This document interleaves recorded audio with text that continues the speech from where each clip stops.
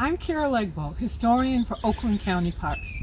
Join me now for an episode of History in Our Parks.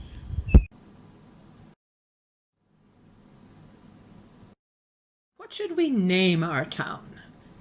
A Springfield Oaks County Park story. When I was researching the land that eventually became Springfield Oaks Park, I discovered that much of the land was once owned by the Davis family. I was curious about the Davis family.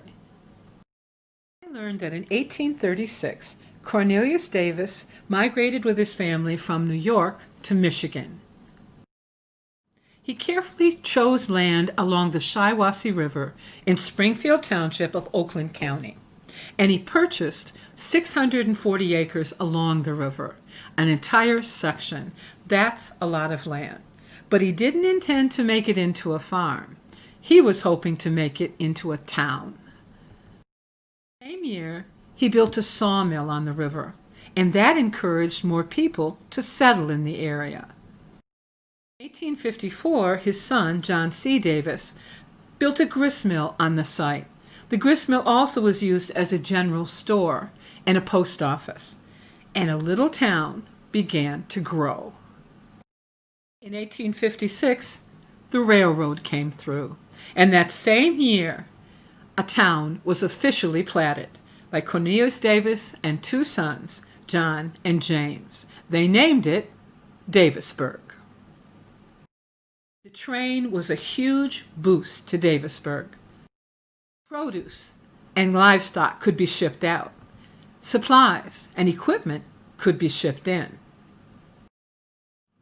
The town began to grow. A hotel was built for railroad passengers. New buildings appeared downtown. Businesses like this one. This was a millinery shop. It was owned by Lu Gillies. Lu Gillies had come in 1865 with her parents to Davisburg when she was just 3 months old. In 1888, she married Herbert Gillies of Flint, and she moved there, working in a millinery shop. Sadly, Herbert died just 3 years later. Lu returned to Davisburg, this time opening her own millinery shop. Her hats became famous. Women from as far away as Detroit would get on the train early in the morning, come to Davisburg, order their hat, and then wait while it was being made and take the evening train home. Traveling salesmen would appear frequently at the depot with boxes of ribbons and bows and feathers for Lu to choose from.